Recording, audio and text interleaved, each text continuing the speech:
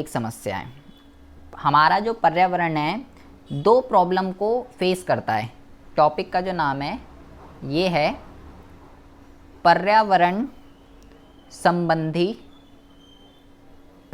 संबंधी दो मौलिक समस्याएं। ये क्या दिक्कत है इसको समझिए।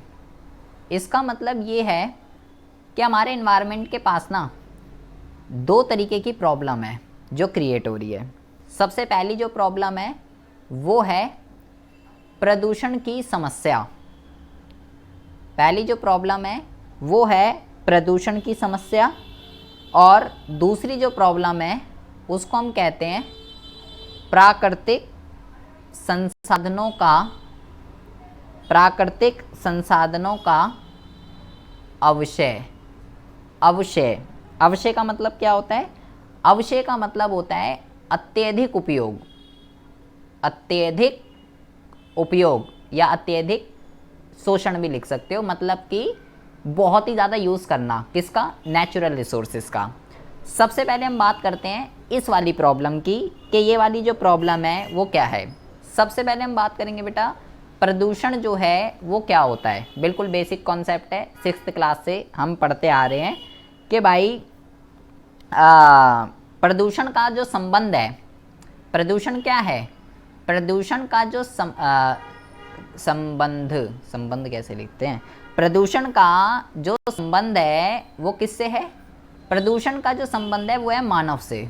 मानव क्या करता है? जितनी भी क्रियाएं करता है, चाहे वो कुछ भी कर रहा हो, मानव की क्रियाओं से क्या होता है? प्रदूषण होता है। ठीक है, मानव अब अनलिमिटेड एक्टिविटी करता है, चाहे वो किसी भी सेक्टर के अंदर हो, प्राइमरी सेकेंडरी सर्विस या कुछ भी हो, कहीं भी हो। मानव जितनी भी क्रियाएं करता है उससे बेटा हवा में, पानी में, हवा, पानी, वातावरण, ये सब क्या होता है? ये सब जो है दूषित करता है। कौन करता है? मानव, जिसको हम क्या कहते हैं? जिसको हम पर्यावरण कहते हैं। पर्यावरण का जो संबंध है वो अर्थव्यवस्था के क्षेत्र, प्राथमिक, द्वितीयक, तृतीयक और जितने भी व्यक्ति हैं उनकी क्रियाएं जो हैं, जो भी वो एक्टिविटी कर रहे हैं, उससे हवा, पानी, वातावरण जो दूषित हो रहा है, जो गंदा हो रहा है, उसको हम जो है प्रदूषण कहते हैं।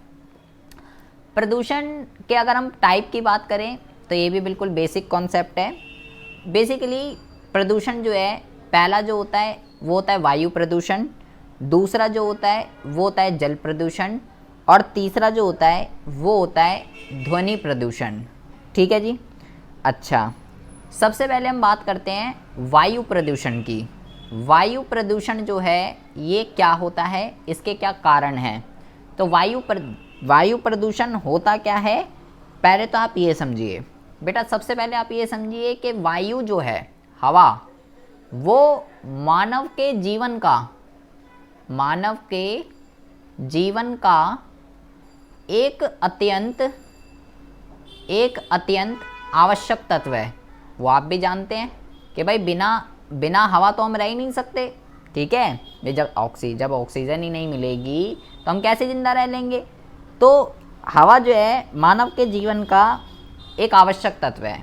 अब हम क्या कर रहे हैं? अब हम हवा को दूषित कर रहे हैं। तो हवा को दूषित करने का मतलब है हम अपने जीवन को दूषित कर रहे हैं। सिंपल सी बात है, क्योंकि भाई हवा तो एक इम्पॉर्टेंट आइटम है ना हमारी लाइफ के अंदर। हवा नहीं होगी तो हम ही नहीं होंगे और हम उसको दूषित कर रहे हैं, तो इसका मतलब है हम अपनी लाइफ को दूषित कर रहे हैं। सिंपल सी बात है। इससे अगर हम इसको दूषित कर रहे हैं तो इससे हमारा जीवन जो है वो प्रभावित होगा, इससे हमारी लाइफ जो है इफ़ेक्ट होती है। क्वेश्चन ये है भाई ऐसा क्यों हो रहा है?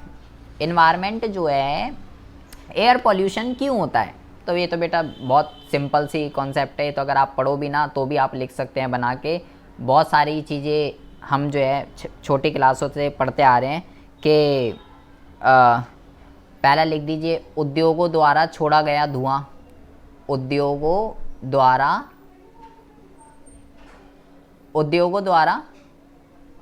छोड़ा गया धुआं। ठीक है, उद्योगों द्वारा छोड़ा गया धुआं क्या करता है? उद्योगों द्वारा छोड़ा गया धुआं वायु प्रदूषण करता है, सबसे पहली बात तो। ठीक है, प्लस जो दो उद्योग होते हैं बेटा एक होता है प्लास्टिक, एक होता है प्लास्टिक और दूसरा होता है चमड़ा उद्योग।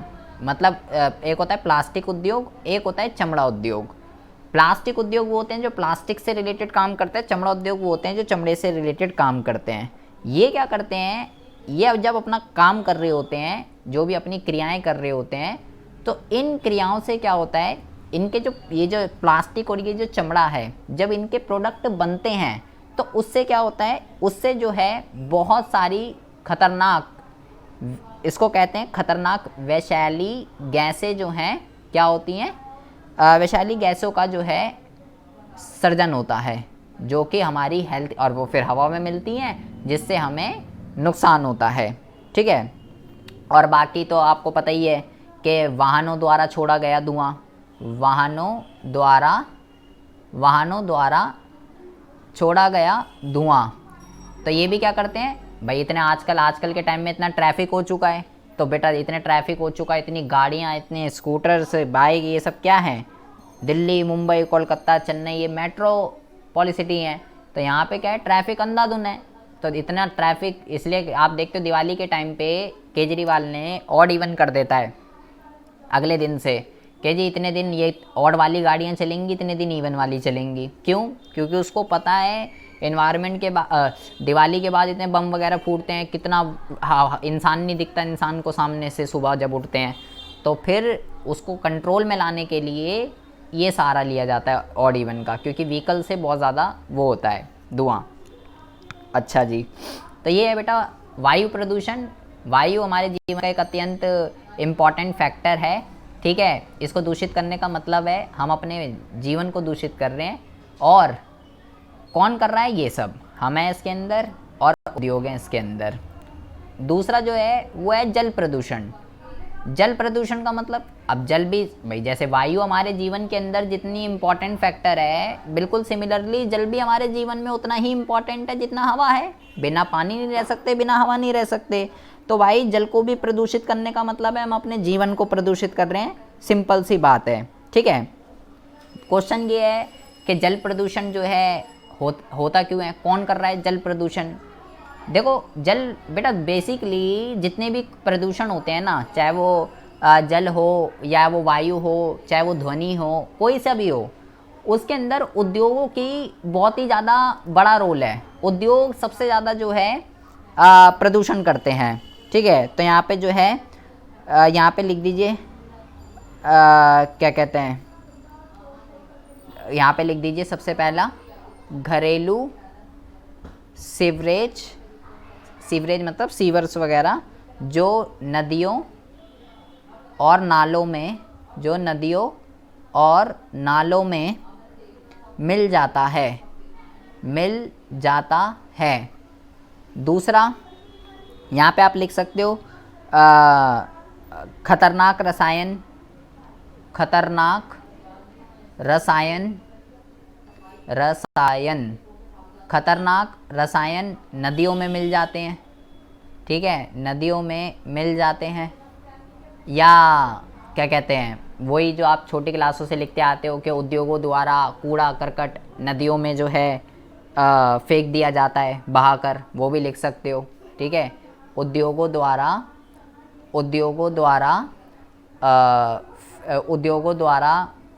फेंका गया कूड़ा करकट, ये लिख सकते हो। ठीक है, और क्या लिख सकते हो, और इतना ही छोड़ सकते हो। क्वेश्चन ये है जल प्रदूषण से बेटा बहुत सारी प्रॉब्लम आजकल जो है लोगों में देखी जा रही हैं। बीमारियां जो हैं वो बहुत ही ज़्यादा क्रिएट हो रही हैं जल प्रदूषण से। आजकल आप देखते होंगे अपने आसपास, आप अपनी लोकेलिटी में भी, जो पानी आता है ना, आप उसको पीने के लिए यूज़ नहीं कर सकते बेटा। पीने के लिए आपको जो है या तो बिस्लरी लेनी पड़ेगी, वो जो बॉटल आती है, ठीक है, या तो आपके घर में फ़िल्टर लगा होना चाहिए। जो पानी आता है वो पीने योग्य नहीं है, और अगर आप उसको ज़बरदस्ती पी भी रहे हो तो उससे आपको ये गारंटीड है कि आपको जो है आपका लीवर, ठीक है, पेट से रिलेटेड आपको बीमारी लगनी ही लगनी है। ठीक है, अब वो बहुत सारी होती है। ठीक है, एक जैसे आजकल जो है हेपेटाइटिस एक बीमारी होती है जो कि इसी से ही होती है, जब आपका लीवर जो है बेटा, लीवर में जब आपके इन्फेक्शन हो जाता है, ठीक है, तो वो जो है जब लीवर में आपका इन्फेक्शन वगैरह हो जाता है तो हेपेटाइटिस की जो है बीमारी हो जाती है, इन्फेक्शन क्रिएट हो जाता है। बाकी लूज मोशन वगैरह जो होते हैं, ये भी सब का रीज़न जो है वो जल ही है भैया। हमने जब पिया तभी तो इन्फेक्शन क्रिएट हुआ स्टमक के अंदर, और स्टमक में जब इन्फेक्शन क्रिएट होगा उसका रीज़न केवल जल ही है और कोई नहीं है। तो ये सब जो है जल प्रदूषण के वो हैं। अब हम बात करते हैं ध्वनि प्रदूषण की। ध्वनि प्रदूषण कौन कर रहा है? ध्वनि प्रदूषण का मतलब क्या होता है? ध्वनि प्रदूषण का जो मतलब है वो ये है कि आजकल सिंपल सी बात है कि भैया ना तो उद्योग मान रहे ना हम मान रहे, दोनों में से कोई भी नहीं मान रहा, ठीक है। सबसे पहली बात तो यहाँ पे आप लिख दीजिए कि उद्योगों की मशीनों द्वारा उत्पन्न ध्वनि। सबसे पहला तो ये है बेटा कि उद्योगों के अंदर जो बड़ी बड़ी मशीनें लगी हुई हैं, जब वो चलती हैं तो भाई साउंड क्रिएट करती हैं जिससे पॉल्यूशन होता है। दूसरा, कई सारे आजकल जो है घरेलू उपकरण का मतलब जो हम अपने घर के अंदर यूज़ करते हैं, जैसे कि वॉशिंग मशीन सबसे पहले, और उससे भी ख़तरनाक मिक्सी। अब जब मिक्सी चलती है, मसाले जिससे पिसते हैं, तो जब मिक्सी चलती है तो भैया कुछ सुनाई नहीं देता, कितना साउंड क्रिएट करती है मिक्सी। वॉशिंग मशीन भी कुछ नहीं करती होगी जितना मिक्सी क्रिएट करती है। तो हम भी नहीं बाजाते, हम भी करते हैं। प्लस वाहन जो है वो ध्वनि प्रदूषण भी करता है। वाहन जो है वो बेटा वायु भी कर रहा है। अब वाहन से तो मैं खुद परेशान हूँ, वीडियो नहीं बना पाता, पी ची मेरी कम, वाहनों की ज़्यादा आवाज़ आती है। तो वाहन क्या करते हैं, वाहन जो है अब आजकल इतने हो चुके हैं कि भैया कहीं पे ट्रैफिक जाम हो जाए तो हॉर्न बजा बजा के ऐसी की तैसी कर देते हैं। तो ये कौन कर रहा है? ये सब कर रहे हैं ध्वनि प्रदूषण, ये लोग उद्योग कर रहे हैं, हम कर रहे हैं और व्हीकल कर रहे हैं। तो ये बेटा ये तो बिल्कुल बेसिक कॉन्सेप्ट है, इसमें ऐसा कुछ ज़्यादा जो है समझने की जो है कोई ऐसी दिक्कत नहीं है, ठीक है। अच्छा, अब आ जाइए दूसरी प्रॉब्लम पे। ये बिल्कुल बेसिक चीज़ थी, प्रदूषण की समस्या, ये तो हम छोटी क्लासों से भी पढ़ते आ रहे हैं। हमें क्या पढ़ना है, हमारा मुद्दा ये है बेटा इम्पॉर्टेंट, जो एग्ज़ाम के पॉइंट ऑफ व्यू से है। हमने यहाँ पे क्या लिखा हुआ है, प्राकृतिक संसाधनों का अपक्षय या अत्यधिक उपयोग। तो यहाँ पे जो है क्या है, देखिए यहाँ पे जो है दो कॉन्सेप्ट आपको ज़रा समझने हैं। क्या समझना है यहाँ पे आपको?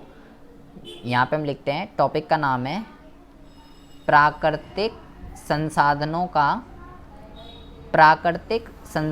का अवक्षय। इसके अंदर हमको दो कॉन्सेप्ट पढ़ने हैं। क्या क्या? सबसे पहला जो हमको पढ़ना है वो हमको पढ़ना है वन विनाश जो है ये क्या होता है। वन विनाश को जो है इंग्लिश में डिफोरेस्टेशन जो है कहते हैं, ठीक है। और दूसरा जो हमें पढ़ना है वो हमें पढ़ना है भूमि की अवनति। ये दोनों कॉन्सेप्ट जो हैं ये क्या हैं? इसको हम कहते हैं डिग्रेडेशन ऑफ लैंड। बेटा ये अब मैं आपको जितने भी टॉपिक पढ़ाऊँगा डिग्रेडेशन ऑफ लैंड, अब आपको ज़रा ध्यान से समझने हैं, क्योंकि ये सारे टॉपिक एग्ज़ाम के पॉइंट ऑफ व्यू से बहुत ही ज़्यादा इंपॉर्टेंट है। सारे टॉपिक एग्ज़ाम में रिपीटेड है, कई बारी एग्ज़ाम में आए हुए हैं, तो इसको ज़रा बहुत ही ज़्यादा ध्यान से समझेंगे। हम बात करते हैं सबसे पहले वन विनाश की। वन विनाश का मतलब जो है क्या होता है, किस चीज़ को जो है हम वन विनाश कहते हैं। देखो भाई इसके नाम से पता चल रहा है इसका अर्थ क्या होगा। वन विनाश, वनों का विनाश, सिंपल सी बात है। अबे भाई वन विनाश का मतलब क्या है? वनों का विनाश करना, वनों का नाश करना या वनों का विनाश करना, कुछ भी लिख सकते हो आप यहाँ पे। वनों का विनाश, वनों का विनाश या इसको आप अपने सरल शब्दों में ये कह सकते हो कि वनों की अंधाधुन कटाई, वनों की अंधाधुन कटाई करना क्या कहलाता है? वनों की अंधाधुन कटाई करना वन विनाश कहलाता है। जो लोग वनों की अंधाधुन कटाई कर रहे हैं, क्वेश्चन ये है कि क्यों हो रहा है? आखिर आप देखते हैं बेटा कि जंगल के जंगल जो हैं आज, इसके रीज़न क्या है, कारण क्या है इसके? डिफोरेस्टेशन क्या होता है ये मैंने आपको बताया। डिफोरेस्टेशन का मतलब है वनों का अंधाधुन कटाव क्या कहलाता है? वन विनाश कहलाता है। क्वेश्चन ये है कारण क्या है इसके? लोग पेड़ों को अंधाधुन क्यों काट रहे हैं, इसका रीज़न क्या है? तो सबसे पहला जो है यहाँ पे हम लिखते हैं सबसे पहला कि लकड़ी तथा अन्य वन्य पदार्थों के लिए मांग क्या होती जा रही है? पदार्थों के लिए मांग बढ़ती जा रही है। इसका मतलब क्या है? कह रहा है जैसे जो है लकड़ी और अन्य पदार्थों के लिए, यहाँ पे बेटा एक लिखेंगे औद्योगिक मांग लिखेंगे। इसका मतलब क्या है? इसका मतलब ये है, इसको ज़रा ढंग से लिखेंगे यार, एक मिनट, यहाँ पे मैं लिख रहा हूँ इसको औद्योगिक। इसका मतलब क्या है?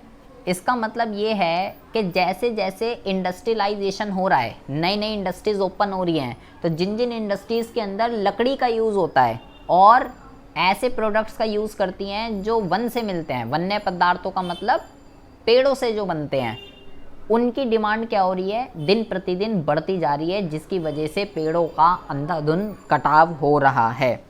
ठीक है। दूसरा जो इसका रीज़न है वो है बेटा इसका जनसंख्या में विस्फोटक, ये जो है इसका दूसरा जो है रीज़न है बेटा। इसका मतलब क्या है? जनसंख्या में विस्फोटक वृद्धि, ये लिख सकते हो भाई। जैसे कि हम जानते ही हैं भारत की जो जनसंख्या है वो बहुत ही तीव्र वृद्धि से क्या हो रही है? बढ़ रही है। तो इसका पेड़ों से क्या लेना देना? इसका पेड़ों से ये लेना देना है कि बेटा जब जनसंख्या बढ़ रही है तो लोगों को रहने के लिए जगह चाहिए। अब जब लोगों को रहने के लिए जगह नहीं मिलती है तो वो क्या करते हैं? जंगलों को जो है, जंगलों में पेड़ों का कटाव करते हैं और अपने रहने की जगह बनाते हैं। और दूसरा, जो जनसंख्या में जो वृद्धि हो रही है ग्रामीण क्षेत्रों के अंदर क्या हो रहा है? इसके अंदर दो रीज़न है। पहला तो आवास, रहने के लिए जगह के लिए लोग अपना कटाव कर रहे हैं, प्लस घरेलू प्रयोग। ग्रामीण क्षेत्रों के अंदर लोग क्या करते हैं? गैस सिलेंडर थोड़ी ना यूज़ करते हैं, वो तो लकड़ी और उपलों का यूज़ करके चूल्हे जलाते हैं और पेड़ों की अंधाधुन कटाई कर रहे हैं। तो भैया जो जनसंख्या में वृद्धि हो रही है उससे दो चीज़ें हो रही हैं। पहला, रहने के लिए जगह नहीं है, दूसरा ये, और तीसरा जो है इसका रीज़न वो है नदी घाटी योजना। जब कहीं पे बाढ़ वगैरह लगानी होती है या कुछ भी करना होता है नदी वगैरह के लिए, कुछ भी प्लान वगैरह बनाने हैं, उसके लिए अगर पेड़ों का कटाव करना है तो कर दिया जाता है। तो ये रीज़न है जिसकी वजह से पेड़ों का जो है अंधाधुन कटाव हो रहा है। वनों को काटना, वनों को अंधाधुन काटना या वनों का विनाश करना, वनों का नाश करना वन विनाश कहलाता है। सबसे पहले बेटा आपको इतनी बात जो है ध्यान रखनी है। अब अगले मुद्दे का जो नाम है भूमि की अवनति क्या होती है, इसको ज़रा ध्यान से समझेंगे। ये बहुत इंपॉर्टेंट टॉपिक है, ये बहुत बारी एग्ज़ाम में पूछा जाता है। देखिए इसका भी इसके नाम से ही पता चल रहा है, भूमि की अवनति ये क्या होता है ये समझिए। देखिए इसका सीधा सीधा मतलब क्या है? इसका सीधा सीधा मतलब ये है कि भूमि का उपजाऊपन, भूमि का उपजाऊपन या उत्पादकता भी कह सकते हो, कुछ भी कह सकते हो, उत्पादकता, ठीक है। भूमि का उपजाऊपन या उत्पादकता में कमी, या आप इसको कमी को क्षति भी लिख सकते हो। उस चीज़ को हम क्या कहते हैं? उस चीज़ को हम कहते हैं भूमि की अवनति, डिग्रेडेशन ऑफ लैंड। मतलब कि इसका मतलब क्या होता है बेटा, ये उपजाऊपन या उत्पादकता, इसका मतलब क्या होता है। मान लीजिए आपके पास पहले एक एकड़ की ज़मीन थी, ठीक है। तो ये जो 1 एकड़ की आपके पास ज़मीन थी, पहले क्या होता था, मान लीजिए 2015 में आप इस 1 एकड़ ज़मीन पे 10 टन की प्रोडक्शन कर लेते थे, लेकिन अब इसी 1 एकड़ ज़मीन पे 2022 में आप जो है 5 टन की प्रोडक्शन कर पा रहे हो। मतलब सीधा सीधा 5 टन का लॉस, सीधा सीधा। क्या रीज़न है ऐसा? भाई ज़मीन वही है, आप काम पहले जैसे कर रहे थे अब भी आप वैसे ही करते हो, लेकिन ये दिक्कत कहाँ आ रही है कि पहले आप 10 टन का उत्पादन करते थे उस ज़मीन पे, अब 5 टन का उत्पादन हो रहा है। भूमि का उपजाऊपन, भूमि की प्रोडक्टिविटी कम कैसे हो गई? क्या रीज़न है इसके? इसी चीज़ को हम क्या कहते हैं, इसी चीज़ को हम जो है इसी चीज़ को हम जो है बेटा डिग्रेडेशन ऑफ लैंड कहते हैं, ठीक है। भूमि की अवनति इसको कहते हैं, जब भूमि का उपजाऊपन या जब भूमि की उत्पादकता में कमी आती है। एक ज़मीन पे हम पहले जितनी प्रोडक्शन करते थे, जब पहले के कंपैरिजन में एक ज़मीन में जब पहले के कंपैरिजन में कम प्रोडक्शन होती है, तो उसको जो है भूमि की अवनति कहते हैं। या ये भी लिख सकते हो, भूमि के उपजाऊपन में कमी आना भूमि की अवनति कहलाती है। संजना यहाँ देख लीजिए, जैसे कि मैंने बोला हमारे पास 1 एकड़ की ज़मीन थी, पहले मैं 2015 में इस 1 एकड़ की ज़मीन पे 10 टन की जो है प्रोडक्शन करता था, लेकिन 2022 में सेम उसी ज़मीन पे 5 टन की प्रोडक्शन हो रही है। 5 टन का सीधा सीधा मेरे को लॉस हो रहा है। तो इसका क्या रीज़न है, क्यों हुआ ऐसा, वो हम यहाँ पे जानेंगे। तो इसी चीज़ को, ये जो 5 टन का ये जो लॉस हुआ, भूमि की उत्पादकता जो उपजाऊपन में कमी आई है, इसको भूमि की अवनति जो है कहते हैं। तो इसके कारण क्या हैं बेटा? इसके कारण बहुत बारी आते हैं एग्ज़ाम के अंदर, तो इसको आप बहुत ही अच्छे से पढ़ के जाइएगा, ठीक है। सबसे पहला जो इसका कारण है, इसको कहते हैं मृदा अपरदन। मृदा अपरदन का मतलब क्या होता है? मृदा अपरदन का मतलब होता है सॉइल इरोज़न। सॉइल इरोज़न का मतलब क्या होता है? देखिए, मृदा का मतलब क्या होता है बेटा? मृदा का मतलब होता है मिट्टी, ठीक है। तो इसका जो लिंक है वो है मिट्टी से। देखो, मिट्टी आँखों में घुस जाए तब तो बहुत ज़्यादा प्रॉब्लम क्रिएट कर देती है, लेकिन बेटा मिट्टी की इम्पोर्टेंस उतनी ही है हमारे जीवन के अंदर जितनी बेटा हवा और वायु की है। अगर मिट्टी ना हो तो बहुत कुछ जो है हमको प्रॉब्लम फेस करनी पड़ सकती है। होता क्या है मिट्टी के अंदर, बहुत ज़्यादा ध्यान से सुनेंगे। हम पढ़ रहे हैं भूमि के अवनति के कारण कि भाई ऐसा क्यों हुआ, ठीक है। भूमि के अंदर जो उसकी उत्पादकता है, जो उसका उपजाऊपन है, आखिर उसके अंदर जो है वो कमी क्यों आ रही है? तो उसका रीज़न सबसे पहला क्या है? Soil erosion. सॉइल इरोज़न का मतलब क्या होता है? सॉइल इरोज़न का मतलब क्या होता है? मिट्टी के अंदर ना क्या होता है, मिट्टी के अंदर बहुत ज़्यादा ध्यान से सुनेंगे। मैं यहाँ पे एक लाइन लिखता हूँ कि मिट्टी में या मिट्टी की ऊपरी सतह पर, इस लाइन को ज़रा ध्यान से समझेंगे, मिट्टी की ऊपरी सतह पर पौधों के विकास के लिए, मिट्टी की ऊपरी सतह पर पौधों के विकास के लिए मुख्य आवश्यक तत्व, मुख्य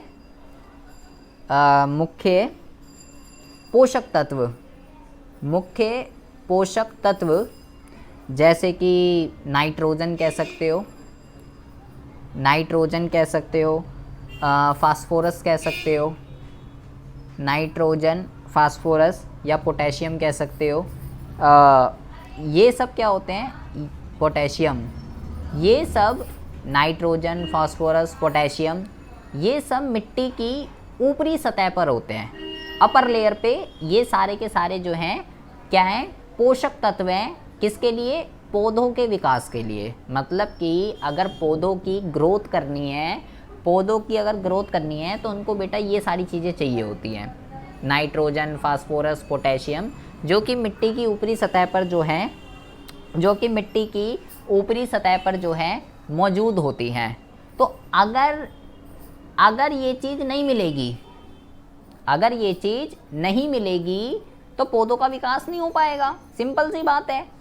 तो और जब पौधों का विकास नहीं होगा, पेड़ पौधे जब उगेंगे ही नहीं, बढ़ेंगे ही नहीं, तो बहुत सारी प्रॉब्लम क्रिएट होगी। तो आखिर ये सब क्यों हो रहा है? ये जो है, जो मिट्टी की जो ऊपरी सतह होती है, मैंने बोला मिट्टी की ऊपरी सतह पर पौधों के विकास के लिए, पौधों की ग्रोथ के लिए ये सारे पोषक तत्व होते हैं। तो इसको कौन ख़त्म कर रहा है? अगर ये नहीं होंगे तो पौधों का विकास नहीं हो पाएगा। तो इसको ख़त्म कर रहा है सबसे पहला है मृदा अपरदन। मृदा अपरदन का मतलब क्या होता है? जब तेज़ हवाएं चलती हैं, ठीक है, तो भैया सिंपल सी बात है, जब तेज़ हवाएं चलेंगी तो बेटा जो मिट्टी की जो ऊपरी लेयर होती है वो उड़ जाएगी, जिसमें पोषक तत्व हैं। तो जब बहुत तेज़ हवाएं चलती हैं तो मिट्टी की जो ऊपरी लेयर होती है वो उड़ जाएगी, सारे पोषक तत्व चले जाएंगे, जिससे पौधों का विकास ही नहीं हो पाएगा। तेज़ हवाएं या कहीं पे बाढ़ आ जाए, तो अगर बाढ़ आ जाए तो भैया बाढ़ जब आ जाएगी तो फिर तो ना ऊपरी सतह बचेगी ना निचली बचेगी, कुछ नहीं बचेगा फिर तो जब तेज़ हवाएं और जब बाढ़ आ जाती है तो बेटा मृदा अपरदन होता है। मृदा अपरदन का मतलब सिंपल सा है कि मिट्टी की ऊपरी सतह पर पौधों के विकास के लिए पोषक तत्व होते हैं, नाइट्रोजन, फास्फोरस, पोटेशियम, जब ये ख़त्म हो जाते हैं तो पौधों का विकास नहीं हो पाता। क्यों हो रहा है ऐसा? पहला जो इसका रीज़न है वो रहा है मृदा अपरदन की वजह से, जो कि तेज़ हवाएं और बाढ़ की वजह से होता है। और दूसरा जो होता है वो होता है पानी के जमाव के कारण, ठीक है। अब भाई मान लीजिए कि कहीं पे पानी जमा हो गया, ठीक है, तो पानी के जमा होने की वजह से क्या होता है बेटा? पानी में जमा होने की वजह से मिट्टी में क्या होता है? मिट्टी के अंदर जब पानी का जमाव होता है तो इसका रिज़ल्ट क्या निकलता है? इससे जो है मिट्टी के अंदर जो है खारापन, मिट्टी के अंदर खारापन और क्या आ जाता है? नमकीनपन, खारापन और नमकीनपन आ जाता है। और ये सारे जो पोषक तत्व होते हैं, नाइट्रोजन, फास्फोरस, पोटेशियम, जो ऊपरी सतह पर होते हैं, ये सब क्या हो जाते हैं? पानी के जमाव के कारण वो ऊपरी लेयर जो होती है मिट्टी की, वो जो है ख़त्म हो जाती है और मिट्टी के अंदर खारापन और नमकीनपन जो है आ जाता है। तो भैया ये सबसे पहला रीज़न है सॉइल इरोजन, दूसरा है पानी का जमाव, ठीक है। अगर बेटा क्वेश्चन में ये पूछा जाए आपसे कि लैंड डिग्रेडेशन क्या होता है, भूमि की अवनति क्या होती है, इसके कारण बताइए, कारण आ जाता है बहुत बारी ज़्यादा नंबर में। तो पहला आप लिखेंगे कि भूमि के उपजाऊपन या उत्पादकता में कमी होना भूमि की अवनति कहलाती है। पहला कारण लिखेंगे मृदा अपरदन, दूसरा कारण लिखेंगे पानी का जमाव, तीसरा जो कारण लिखेंगे आप यहाँ पे वो लिखेंगे बेटा वन विनाश, ये भी लिख देंगे यहाँ पे। वन विनाश का मतलब क्या होता है? अभी मैंने आपको बताया कि वनों का विनाश करना, पेड़ों की अंधाधुंध कटाई करना। आप खुद सोचो, अगर बेटा पेड़ होते तो ये जो तेज़ हवाएं चल रही हैं, तो अगर बेटा जिस जगह पे पेड़ होते हैं तो वो तेज़ हवाओं को रोकते हैं, जिनसे मिट्टी की जो ऊपरी लेयर होती है वो बनी रहती। अब जब पेड़ ही नहीं है, खाली सपाट पूरा मान लो रेगिस्तान है, एक भी पेड़ नहीं है, तो जब हवा चलेगी तेज तो सारी मिट्टी उड़ जाएगी। और अगर पेड़ होते तो वो तेज हवाओं को रोकते, जिससे कि मिट्टी की ऊपरी लेयर रहती। अब जब वन ही नहीं है, वन विनाश से सोइल इरोजन और ज़्यादा होता है, क्योंकि जब तेज हवाओं को रोकने वाला कोई है ही नहीं। तेज हवाओं को कौन रोकता है? पेड़ रोकते हैं, लेकिन पेड़ तो हमने काट दिए।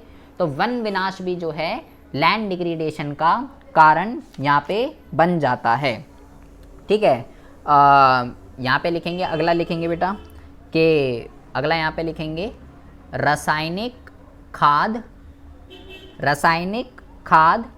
एवं कीटनाशक दवाइयाँ। रासायनिक खाद एवं कीटनाशक दवाइयों का अत्यधिक उपयोग। इसका क्या मतलब होता है? इसका मतलब होता है जब किसान जो है अपनी फसल को बचाने के लिए या ज़्यादा मात्रा में प्रोडक्टिविटी करने के लिए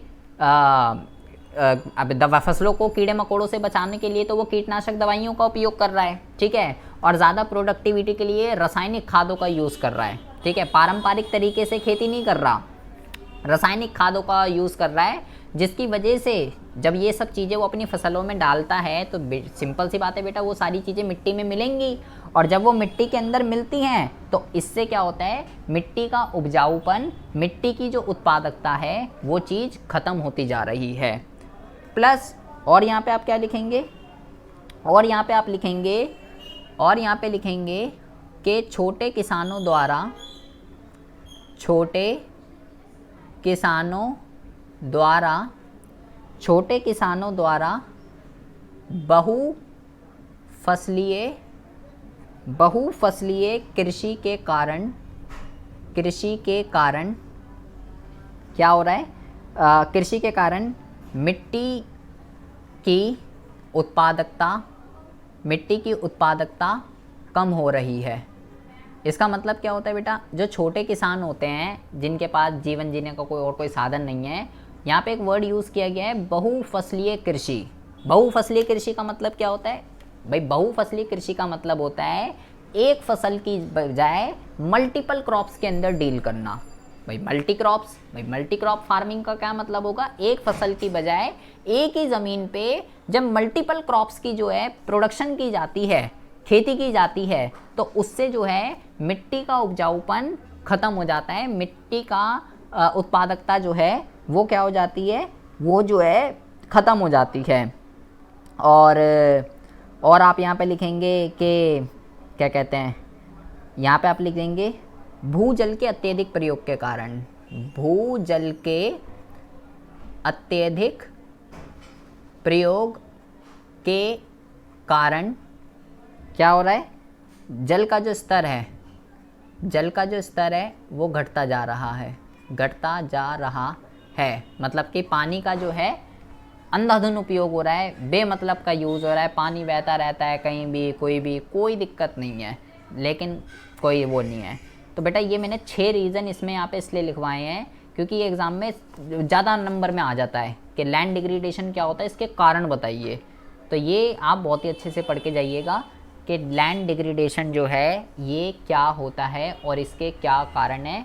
ये जो है बेटा बहुत ही इंपॉर्टेंट क्वेश्चन है एग्ज़ाम के पॉइंट ऑफ व्यू से, ठीक है। इसको ज़रा आप ध्यान से पढ़ के जाएंगे। 3-4 टॉपिक बता रहा हूँ जो एग्ज़ाम के पॉइंट ऑफ व्यू से बहुत ही ज़्यादा जो है इम्पॉर्टेंट है। पहला ये है, ये आ गया लैंड डिग्रेडेशन। अच्छा, अगला जो वर्ड है इसको क्या कहते हैं, इसको हम कहते हैं बेटा ओजोन अवक्षय। ओजोन अवक्षय जो है क्या होता है, ये आप बेटा 10वीं क्लास से हम पढ़ते आ रहे हैं, साइंस में भी आपने पढ़ा होगा, साइंस में अगर आपने कुछ पढ़ा है, इसको कहते हैं ओजोन डिप्लीशन, ठीक है। अब ये क्या है, ये ज़रा ध्यान से समझेंगे। ये भी बेटा 3 टॉपिक बताऊंगा जो 3-4 जो इम्पोर्टेंट है। ओजोन डिप्लीशन हमने क्लास 10th में आपने साइंस में पढ़ा होगा कि जो सूरज होता है, सूरज क्या होता है, मान लो ये सूरज है, ठीक है, और ये हमारा गोला है, ये हमारा जो है, अरे यार गोला बन जा, ये हमारा गोला है, ठीक है, मान लीजिए पृथ्वी है, ठीक है जी। तो सूरज से क्या होता है बेटा, सूरज से जो है किरणें आ रही हैं, ठीक है, लेकिन सूरज से किरणें आ रही हैं, लेकिन इसके चारों तरफ मान लीजिए एक लेयर है, क्या है, इसके चारों तरफ जो है एक लेयर है। सूरज से क्या होता है, सूरज से जो है 2 तरीके की किरणें आती हैं बेटा। एक जो खतरनाक किरणें होती हैं उनको हम क्या कहते हैं, पराबैंगनी किरणें। क्या कहते हैं इसे, पराबैंगनी किरणें।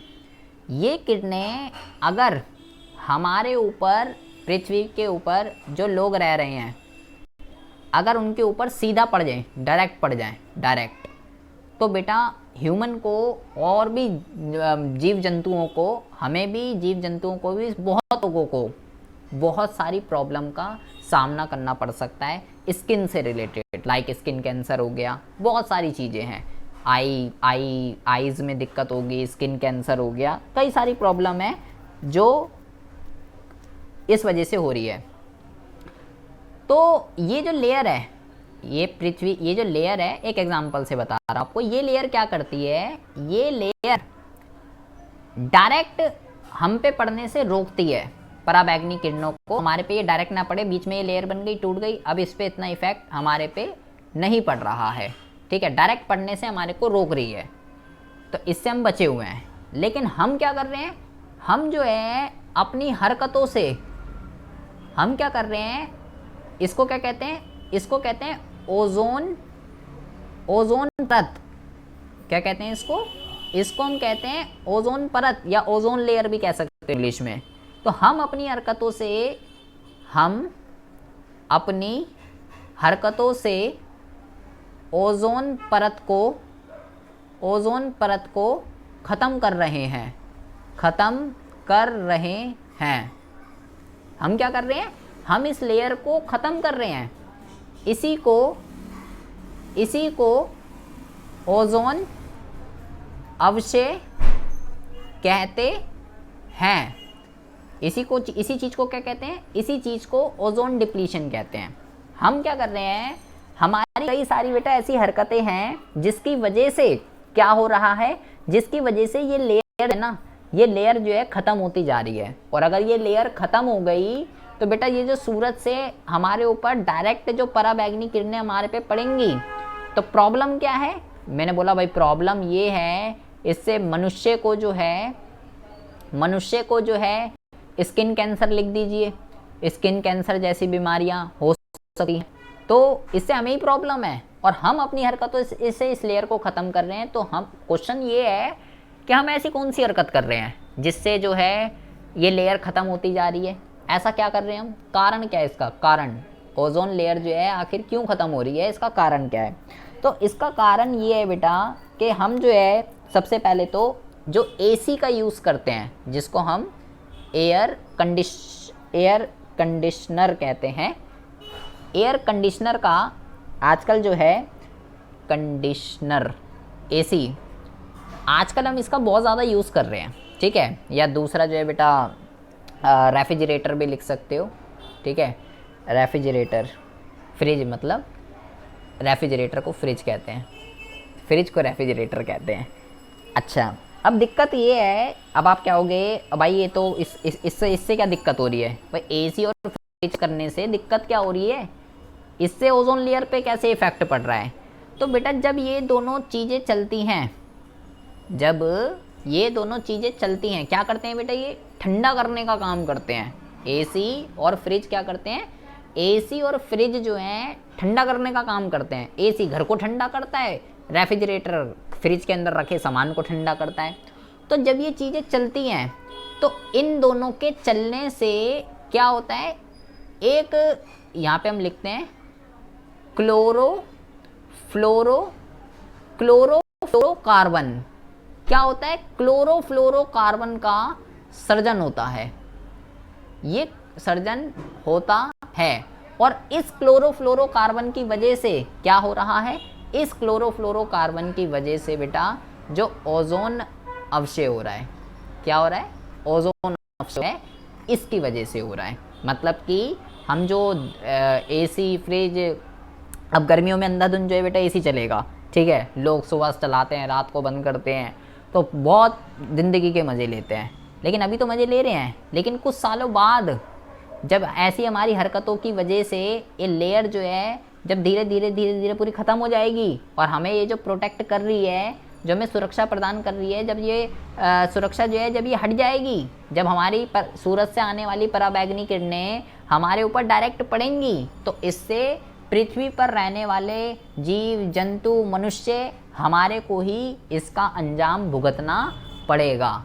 तो इसी चीज़ को जो है ओजोन डिप्लीशन के नाम से जाना जाता है। ओजोन लेयर को ख़त्म करना ओजोन डिप्लीशन कहलाता है। कौन ख़त्म कर रहा है, हम ख़त्म कर रहे हैं। कैसे ख़त्म कर रहे हैं, हम जो एयर कंडीशनर रेफ्रिजरेटर चलाते हैं, इनको चलाने से एक तरीके का क्लोरोफ्लोरोकार्बन जो है वो क्रिएट होता है, जिसकी वजह से जब वो क्लोरोफ्लोरोकार्बन इस लेयर को ख़त्म कर रहा है, तो उसी ख़त्म करने की प्रक्रिया को ओजोन डिप्लीशन के नाम से जाना जाता है। ठीक है, इसके बेटा कई सारे नाम हैं। हिंदी में ये अवक्षय को जो है ना और भी कुछ कहते हैं, तो आप इंग्लिश में याद रखिएगा ओजोन डिप्लीशन कहते हैं। तो इसके ना और भी कई सारे नाम हैं, तो वो मैं यहाँ पे जो है अभी फ़िलहाल नहीं लिख रहा हूँ। ठीक है, ये ध्यान रखिएगा बेटा।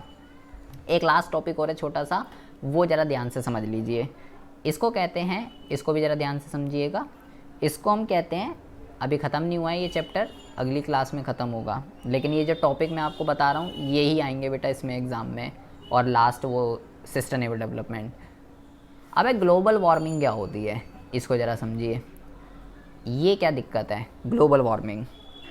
ये भी नाम तो सुना ही है हमने, नाम तो सबके सुने हुए हैं, ओजोन ओजोन अपक्षय, ओजोन डिप्लीशन, ओजोन लेयर। तो ये थोड़ा साइंस हमने जो क्लास 10th वगैरह के अंदर पढ़ी है उससे थोड़ा रिलेटेड है। अब ग्लोबल वार्मिंग जो है ये क्या दिक्कत है, देखिए ग्लोबल वार्मिंग जो है यहाँ पे आप लिखेंगे कि जब बेटा जब जो है विश्व के तापमान में, जब जो है विश्व के तापमान में लगातार वृद्धि होती है, जब विश्व के तापमान में लगातार वृद्धि होती है तो उसको हम क्या कहते हैं, उसको हम जो है ग्लोबल वार्मिंग कहते हैं। जब तापमान जो है, टेम्परेचर जो है, जब वो इंक्रीज़ होता है तो वो ग्लोबल वार्मिंग कहलाता है। क्वेश्चन ये क्यों हो रहा है, कारण क्या है, क्यों हो रहा है तापमान इंक्रीज, तो इसके बेटा दो रीज़न है। क्या दो रीज़न कौन कौन से?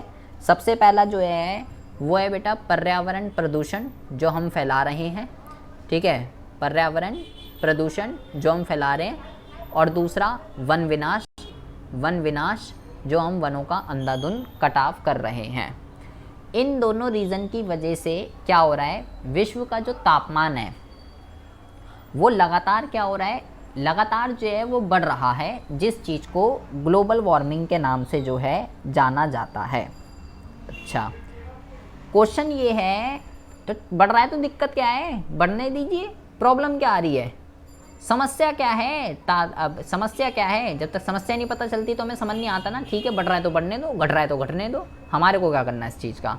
लेकिन समस्या क्या है, बढ़ रहा है तो समस्या ये है कि जब बेटा तापमान जब इंक्रीज़ होगा, जब तापमान में क्या होगी, जब तापमान में वृद्धि होगी तो तापमान में वृद्धि होने की वजह से क्या होगा, तापमान में वृद्धि होने की वजह से जो बर्फ़ होती हैं वो क्या होंगी, बर्फ़ जो है वो जो है पिघलेगी, बर्फ़ क्या होगी, बर्फ़ जो है वो पिघलेगी, क्योंकि टेम्परेचर जो है वो बहुत ही ज़्यादा इंक्रीज़ हो रहा है।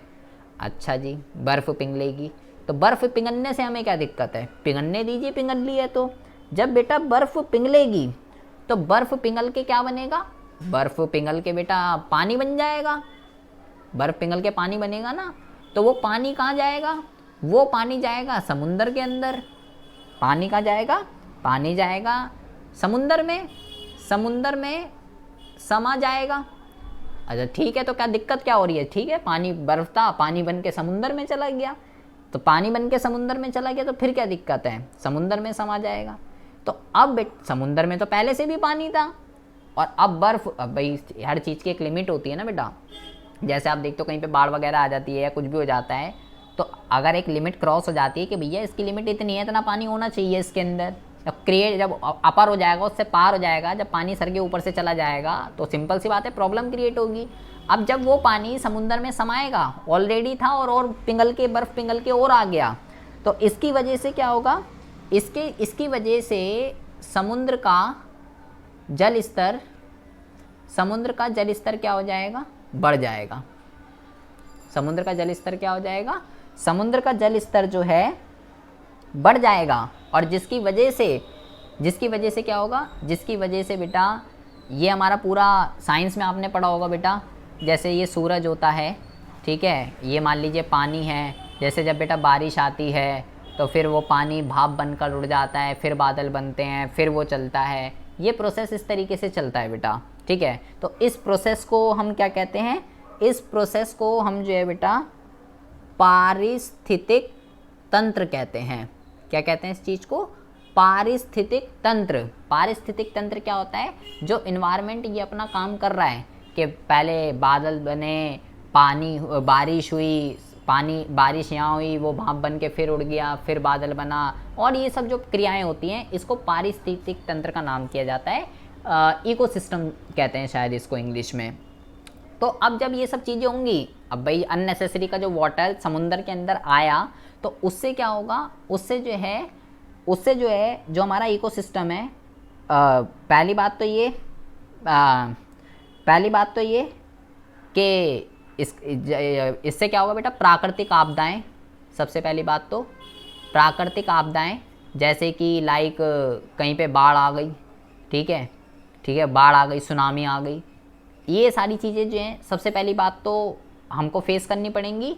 और दूसरा, हमारा जो इकोसिस्टम है, पारिस्थितिक तंत्र जो है इसमें क्या हो जाएगा, इसमें जो है असंतुलन हो जाएगा। मतलब कि पर्यावरण अपना जो काम है वो सही तरीके से नहीं कर पाएगा, वो अनबैलेंस हो जाएगा।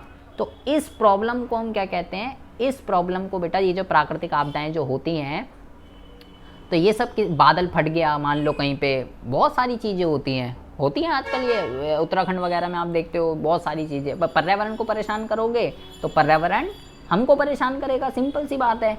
तो यहाँ पे जो है ग्लोबल वार्मिंग क्या है कि जब विश्व का जब तापमान में जब इंक्रीमेंट होती है उसको ग्लोबल वार्मिंग कहते हैं। क्यों हो रही है जी? जो हम प्रदूषण फैला रहे हैं और ये जो वनों का अंधाधुंध कटाव कर रहे हैं, इस वजह से हो रही है जी। तो हो रही है तो ठीक है, तापमान बढ़ रहा है तो दिक्कत क्या है? दिक्कत ये है कि जब तापमान बढ़ेगा तो बर्फ़ पिघलेगी तो वो पानी बनेगा वो समुद्र में जाएगा तो समुद्र का तो जल पहले ही है, तो वो समुद्र का जल स्तर और बढ़ जाएगा। और जब समुद्र का जल स्तर बढ़ेगा तो प्राकृतिक आपदाएं सामने आएंगी और हमारा जो इकोसिस्टम है वो सही से जो है बेटा काम नहीं कर पाएगा। पारिस्थितिक तंत्र के अंदर असंतुलन जो है वो क्रिएट हो जाएगा और जिससे कि मानव के जीवन को क्या हो जाएगा, मानव जीवन के लिए खतरा जो है उत्पन्न हो जाएगा। ठीक है, हमें तो प्रॉब्लम होगी इससे, और किसको प्रॉब्लम होगी? ठीक है, और मानव जीवन के लिए खतरा उत्पन्न होगा, जिसका गरीब देशों को पहले भुगतना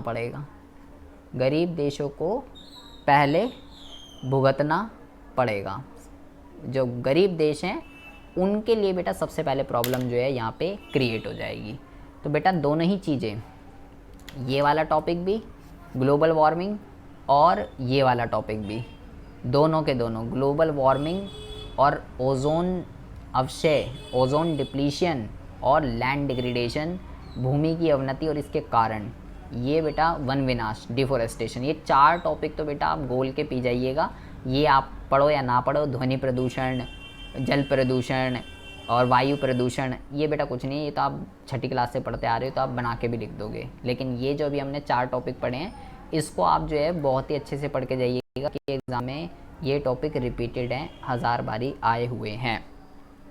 अभी ये चैप्टर ख़त्म नहीं हुआ है, अभी और भी चीज़ें इसके अंदर, नेक्स्ट क्लास में जो है ये चैप्टर ख़त्म होगा।